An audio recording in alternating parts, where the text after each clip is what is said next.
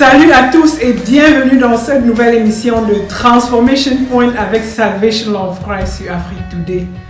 Nous allons aujourd'hui continuer notre série intitulée La foi pour débloquer les impossibilités.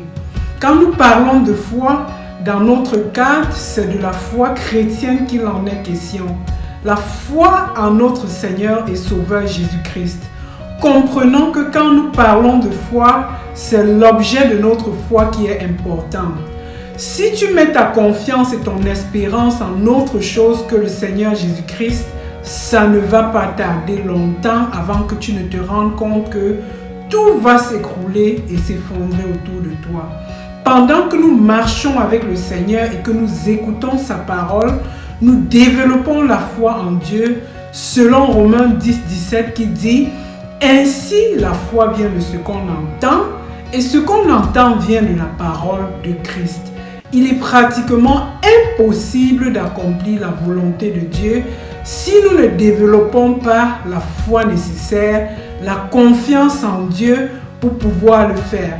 Plus nous écoutons le Seigneur, plus nous prions et plus nous mettons sa parole en pratique, plus nous grandissons dans la foi et plus le Seigneur agit très puissamment dans nos vies. Le Seigneur attend de nous d'avoir une grande foi. En maintes reprises, il a reproché à ses disciples d'avoir peu de foi. Comme dans le scénario suivant, Jésus se trouve en mer en présence de ses disciples. Nous lisons dans Matthieu 8, 24 à 26. « Et voici, il s'éleva sur la mer une si grande tempête que la barque était couverte des flots. Et lui, il dormait. Les disciples s'étant approchés, le réveillèrent et dirent « Seigneur, sauve-nous, nous périssons. » Il leur dit « Pourquoi avez-vous peur, gens de peu de foi ?» Alors il se leva, menaça les vents et la mer, et il y eut un très grand calme. Le peu de foi se voit donc dans la peur et le manque de confiance en Dieu dans l'adversité. Ils ont Jésus avec eux, qui sauve, qui protège, qui guérit. Bien que sachant ses promesses et sa puissance, ils succombent. C'est la même chose pour nous aujourd'hui. Pour peu que nous nous trouvons en face des adversités ou d'une adversité quelconque, nous abandonnons très rapidement notre foi au Seigneur qui est capable de nous délivrer de tout genre de circonstances ou nous donner la force d'endurer les difficultés. Dans le scénario suivant également, les disciples, toujours en présence du Seigneur Jésus-Christ, s'inquiètent de n'avoir pas pris du pain. Nous lisons dans Matthieu 16, 8 à 9. Jésus l'ayant connu dit « Pourquoi raisonnez-vous en vous-même, gens de peu de foi, sur ce que vous n'avez pas pris de pain? Êtes-vous encore sans intelligence et ne vous rappellerez-vous pas plus des 5 pains de 5000 hommes et de combien de paniers vous avez emportés ?» Le Seigneur leur reproche complètement leur manque d'intelligence et de foi. Pas longtemps de cela, ils ont participé au miracle où Jésus a multiplié les pains et les poissons. Mais maintenant encore, ils s'inquiètent au sujet du pain en présence de ce même Jésus qui a multiplié devant eux les 5 pains et les 2 poissons pour nourrir une foule de plus de 5000 personnes. Bien-aimés, ceci nous concerne directement. C'est dans l'adversité que notre foi se révèle. À tout moment, nous devons renouveler notre intelligence en demeurant dans la parole de Dieu qui nous rappelle qui Dieu est, ce qu'il a fait pour nous et ce qu'il nous promet. Comme Romains 12, 2 dit, « Ne vous conformez pas au siècle présent, mais soyez renouvelés, soyez transformés par le renouvellement de l'intelligence afin que vous discerniez quelle est la volonté de Dieu, ce qui est agréable, ce qui est bon et parfait. » Ce n'est que dans une communion parfaite avec le Seigneur que nous réussissons à avoir la force et le courage dans la foi pour braver les obstacles et les difficultés. Prie avec moi.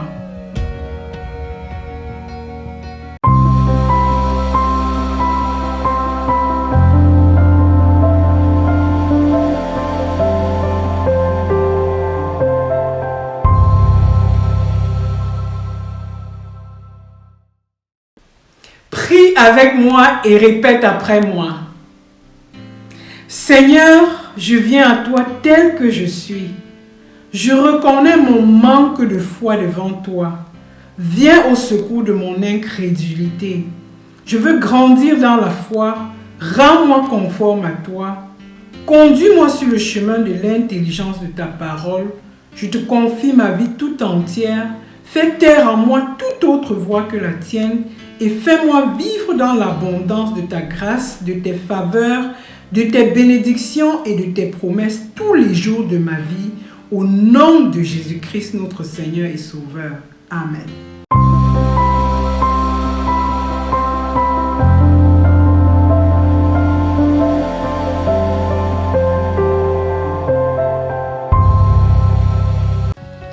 Le concept de la foi chrétienne est un concept très complexe vu qu'elle a une dimension spirituelle qui y est attachée. Comprenons tout simplement que la foi vient pendant que nous écoutons, marchons avec le Seigneur en toute confiance, en toute assurance, en toute espérance et obéissance. Tout ce que nous obtenons de Dieu sera toujours dans la foi, car sans la foi, il est impossible de lui plaire et de lui être agréable. Comme nous l'avons dit préalablement, il n'est pratiquement pas possible d'accomplir la volonté de Dieu si nous ne développons pas la foi nécessaire pour pouvoir le faire. Plus nous écoutons le Seigneur, plus nous prions et plus nous mettons en pratique sa parole, plus nous grandissons dans la foi et plus le Seigneur agit puissamment dans nos vies.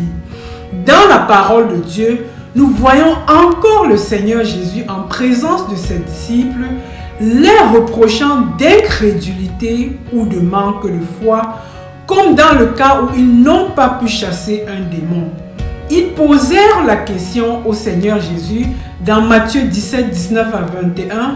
Alors les disciples s'approchèrent de Jésus et lui dirent en particulier: « Pourquoi n'avons-nous pas pu chasser ce démon ? C'est à cause de votre incrédulité, leur dit Jésus. Je vous le dis en vérité, si vous aviez de la foi comme un grain de sénévé, vous diriez à cette montagne: transporte-toi d'ici là, et elle se transporterait. Rien ne vous serait impossible. » Ici, nous comprenons qu'il y a un manque de foi, que la présence de la foi, aussi petite qu'elle soit, accomplit déjà l'impossible. C'est encore la réponse que le Seigneur Jésus leur donne quand les disciples demandent au Seigneur de leur augmenter la foi dans Luc 17, 5. Les apôtres dirent au Seigneur: « Augmente-nous la foi. » En réalité, si on veut lire de gros livres, il faut d'abord apprendre l'alphabet. Si on veut porter une lourde charge, on doit d'abord apprendre à porter ce qui est léger et progressivement. Il y a eu donc des cas de grande foi qui ont valu l'admiration du Seigneur Jésus-Christ. Nous devons commencer par une petite foi et grandir, comme la femme qui a touché le garment de Jésus pour être guérie de son écoulement de sang. Également comme le centenier qui, lors de sa rencontre avec Jésus, a sollicité à Jésus juste de dire un mot et son serviteur malade sera guéri. Ce sont des cas de grande foi. Nous lisons dans Luc 7, 9 à 10.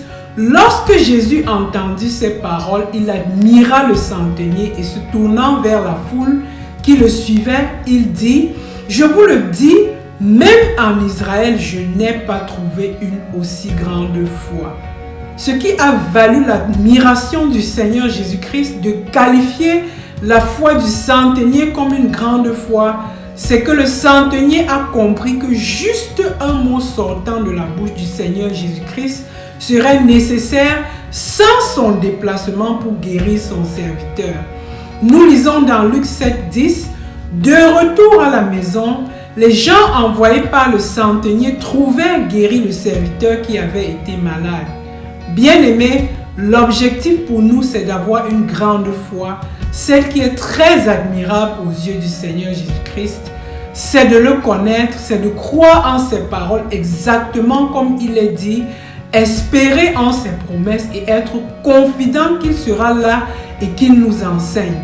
La foi est personnelle à chaque individu. Pour cela, Nous avons entendu le Seigneur Jésus dire à plusieurs fois et à plusieurs circonstances aux concernés qu'il en soit fait selon ta foi. Les promesses de Dieu se réalisent dans nos vies qu'en fonction du degré de foi que nous y accordons à ces promesses. Si nous n'y avons aucune foi, alors elles seront vaines pour nous. Par contre, si nous y accordons une foi grande ou un grand intérêt, nous les verrons s'accomplir avec certitude. En réalité, pendant que nous marchons avec Dieu dans une relation personnelle, harmonieuse et intime, ses paroles demeurent en nous et il nous permet d'accomplir des miracles selon qu'il dit dans Jean 15, 7. Si vous demeurez en moi et que mes paroles demeurent en vous, demandez ce que vous voudrez et cela vous sera accordé. Bien-aimés, demandez aujourd'hui tout ce que vous voudrez et cela vous sera accordé selon votre foi. Prions Dieu.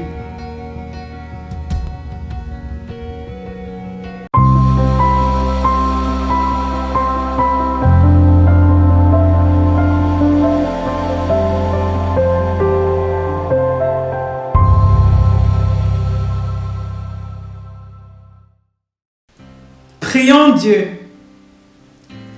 Merci Seigneur de nous instruire par tes paroles.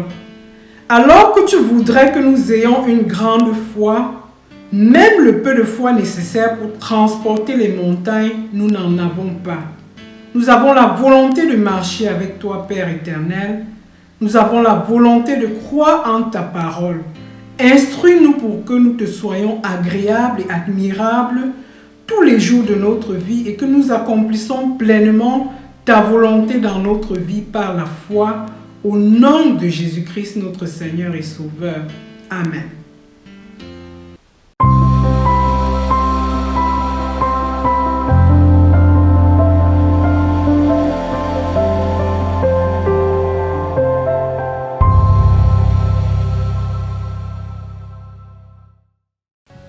Nous voici donc à la fin de Transformation Point avec Salvation Love of Christ sur Afrique Today. Jacques 1, 2 à 4 dit: mes frères, regardez comme un sujet de joie complète les diverses épreuves auxquelles vous pouvez être exposés, sachant que l'épreuve de votre foi produit la patience. Mais il faut que la patience accomplisse parfaitement son œuvre afin que vous soyez parfaits et accomplis sans faillir en rien. Maintenant, ouvrez vos mains avec foi pour recevoir la bénédiction de Dieu. Que le Seigneur vous bénisse et qu'il vous garde. Que le Seigneur fasse luire sa face sur vous et qu'il vous accorde sa grâce. Allez dans son amour, allez dans sa paix, allez dans sa force et dans son assurance et passez une agréable semaine. Et à dimanche prochain dans une nouvelle émission de Transformation Point avec Salvation Love of Christ sur Afrique Today. Merci.